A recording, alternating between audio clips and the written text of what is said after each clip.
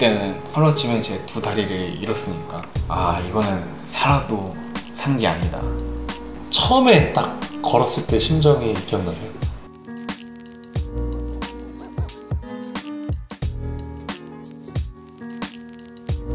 여러분 안녕하세요. 우리 모두의 이적을 미라클의 방입니다.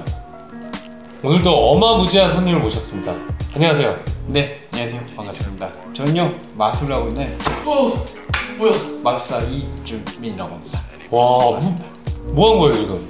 좀 특별하게 제 소개를 하고 싶어서. 아니 우리 집 불나면 어쩌려고 얼마 전에 불난이 났었는데. 네, 반갑습니다. 네. 지금 저 박이와는 어떤 관계이신가요? 맨 처음에는요 제 유튜브를 통해서 그 미라클 채널로 이제 영상을 처음 접하게 되었는데 되게 인상 깊게 봤거든요. 그래요? 한 2달 뒤에 진성이가 편집을 한다고 해서 영상을 보여주는데 그 영상이 미라클 영상인 거예요. 좀 그래서 되게 놀랐는데 알고 보니까 그 옆에 있던 그 남자분이, 잘생긴 남자분이 형이더라고요. 아, 잘생긴 남자분? 네, 진짜 연예인 보는 기분이었어요. 아, 그럴 리가요. 네. 지금 지팡이 짚고 오신 거죠? 네. 이 지팡이 왜 짚고 오신 거예요?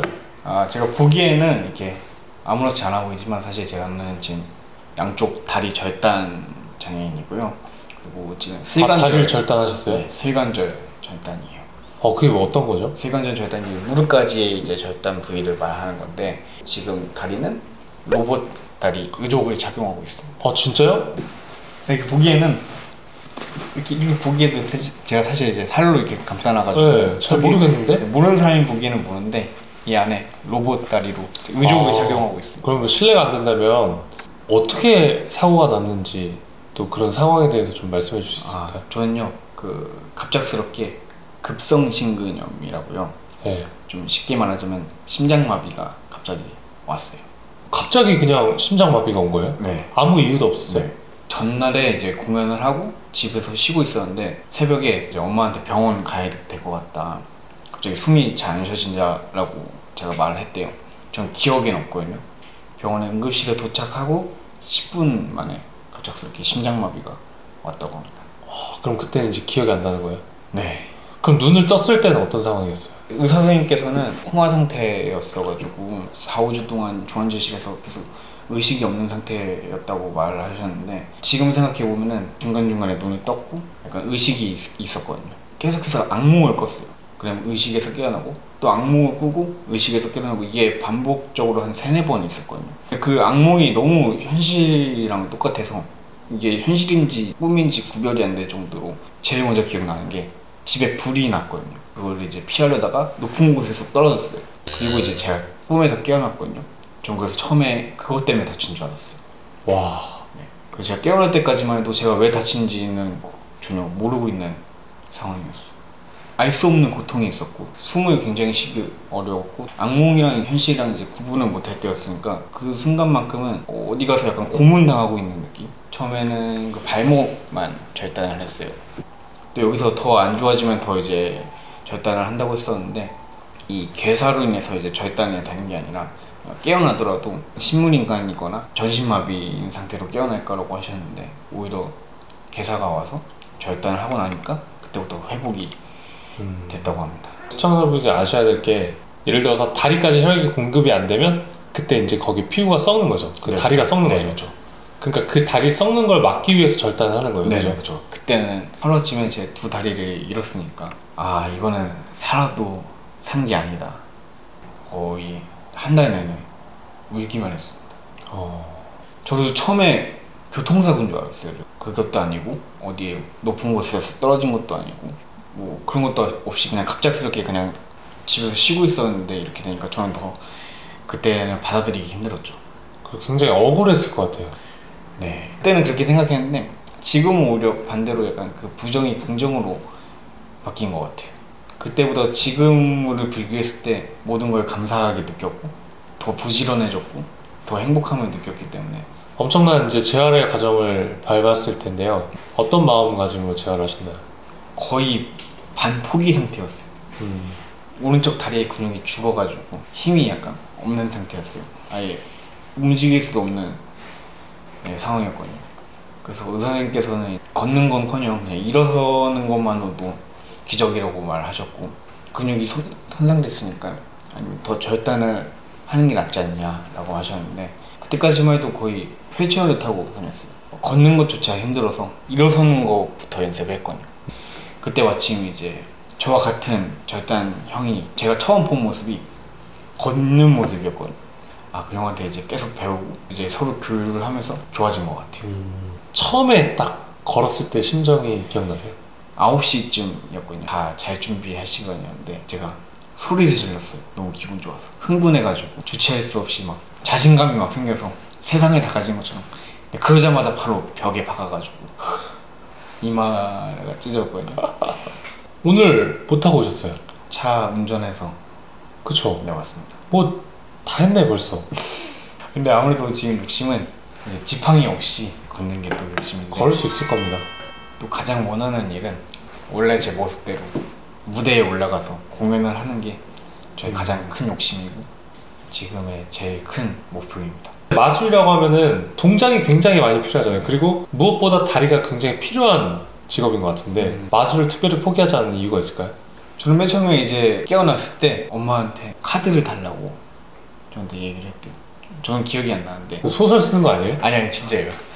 어디서 뭐 영화 본 거 얘기하는 거 아니에요? 아니 진짜 마술 영상 보여달라고 계속 그 얘기를 했었대요.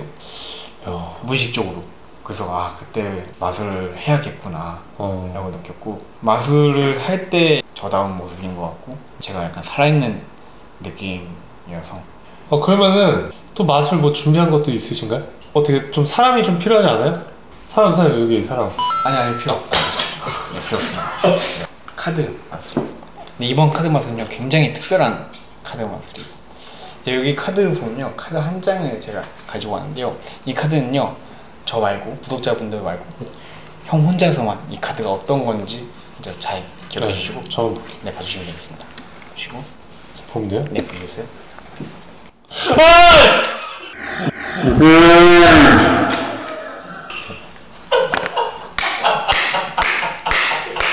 아 진짜 이거는 장난이야. 이따가 이런 거 잘 안 당하는데 와. 카드 마술은 잘 봤는데 예. 이제 뭐 사람이 없어진다든가 네.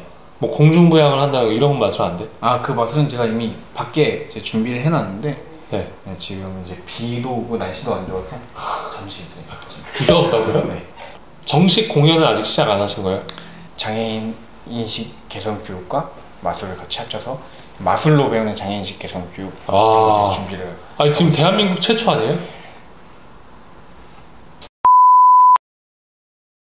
아니 그러면은 저희 이제 구독자의 만남 때 어떻게 게스트를 초청해도 됩니까? 마술? 너무 영광이죠. 그럼 그때는 공중부양 하나요? 공중부양이요? 아, 그때는 이제 미녀 막 5명 나오고 막 비둘기 나오고 막 호랑이 나오고. 기대하겠습니다. 꼭 준비하셔야 됩니다. 네.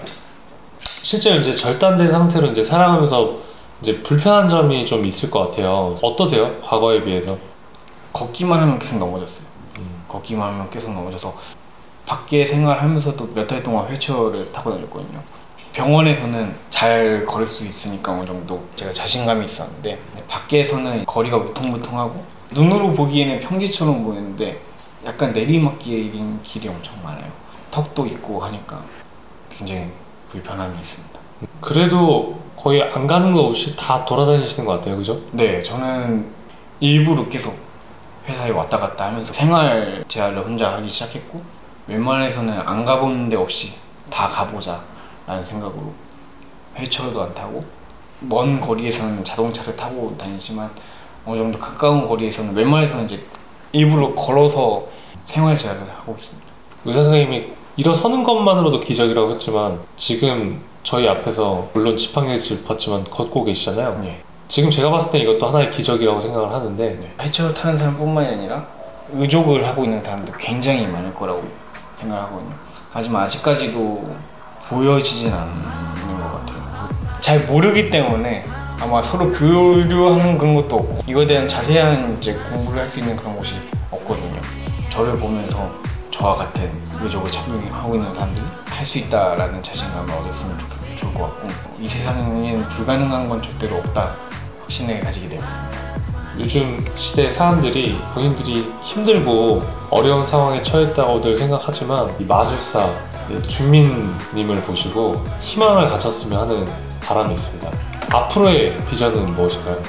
계속해서 이제 죽을 때까지 이 좋아하는 일을 꾸준히 할 수 있는 게 가장 큰 목표이고, 지금은 이제 장애를 가졌지만 장애를 가졌음에도 불구하고 더 많은 걸 도전하고 또 한계에 부딪히지 않고 더 많은 걸 할 수 있다는 걸 또 마술로 보여주면서 이제 장애인에 대한 인식에 대해 개선할 수 있는 이 활동을 계속해서 하는 게 저희 목표입니다. 자, 이제 마지막으로 사랑하는 가족분들에게 한마디 해주세요. 제일 부끄러운 거예요. 네, 괜찮아요. 네. 내가 당연하게 생각했던 이 소중한 것들을 지금 너무나도 감사하게 느끼고 있고, 또 가족이 있기 때문에 내가 있는 거고, 엄마 아빠 누나가 이제 내 곁에서 계속 있어주는 것만으로도 큰 힘이 되어준 것 같아.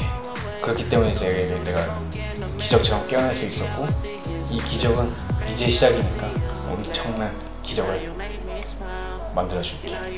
사랑해 엄마 아빠. 주변 분들에게 혹시 고마움을 전달하고 싶은 마음이 있으신가요? 중환자실에 있었을 때 많은 사람들이 그 짧은 면의 시간임에도 불구하고 계속해서 이제 방문하러 왔다고 했었고, 또 저를 위해 이제 계속 기도해 주셨다고 해요. 그래서 그 주변 사람들 덕분에 제가 기적처럼 깨어난 거라고 생각하고 있고, 여기까지 온 것 같고, 너무나도 당연하게 생각했던 그 순간들을 지금은 이제 당연하게 생각은 안 하고 하루하루 너무 감사하게 생각을 하고 있고, 더 좋은 모습으로 갚아야겠다 라는 생각을 하고 있습니다. 우리 모두에게 기적을 미라클! 구독과 좋아요 그리고 알람 설정까지, 그리고 댓글도 많이 달아주시기 바라겠습니다. 감사합니다.